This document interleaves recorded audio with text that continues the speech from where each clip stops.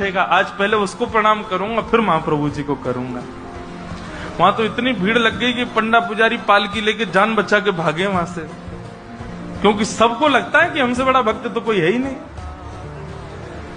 पालकी खाली लौट करके आ गई। महाप्रभु जगन्नाथ जी बोले, तुम खाली आ गए, लेके नहीं आए उनको?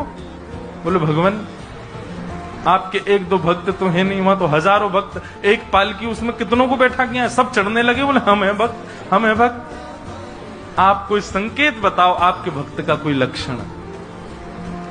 श्री जगन्नाथ प्रभु के नेत्रों सजल हो गए। बोले, मेरी तरह उसके भी हाथ नहीं है, जो आया है वही है मेरा भक्त, उसको लेके आओ।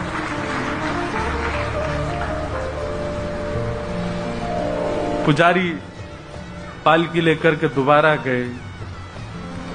पुजारियों ने जाकर के जब उनकी स्थिति को देखा, कोई अपने नेत्रों के आंसुओं को रोक नहीं पाया। बार बार महाप्रभु जगन्नाथ जी को प्रणाम करें, कितने दयालु हैं नाथ, कितने कृपालु हैं आप। सदन कसाई को जाकर के पुजारियों ने उठाया। बोले, चलो महाप्रभु जी ने तुम्हारे लिए पालकी भेजी। सदन कसाई बोले, आपको कोई गलत सूचना मिल गई, मैं नहीं हूं वो भक्त जो इसमें। बोले, नहीं तुम ही हो, ठाकुर जी ने आज्ञा करके भेजा है। सदन कसाई बोले, अगर मैं पालकी में बैठा तो मेरे अभी प्राण निकल जाएंगे। आप सबसे प्रार्थना है मेरी, मैं महाप्रभु जी की आज्ञा स्वीकार करता हूं, मैं आपके संग चल दूंगा, लेकिन पालकी में नहीं बैठ सकता। चलने लगे। बस इसी बात से प्रसन्न है कि महाप्रभु जी ने मुझे स्वीकार तो किया। और जैसे ही सिंह द्वार पर पहुंचे और दंडवत करते ही जैसे ही श्री पतित पावन भगवान, सिंह द्वार पर ही श्री पतित पावन भगवान है, बाहर ही उनका दर्शन हो जाता है।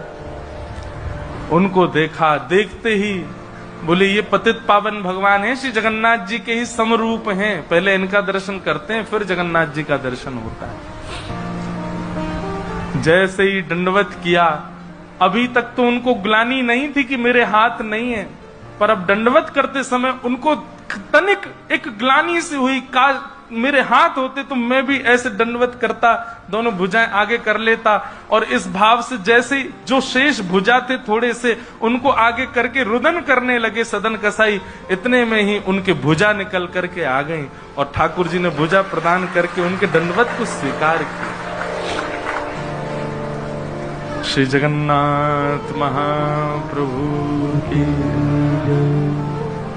ऐसे महाबाहो, ऐसे हमारे महाप्रभु श्री जगन्नाथ।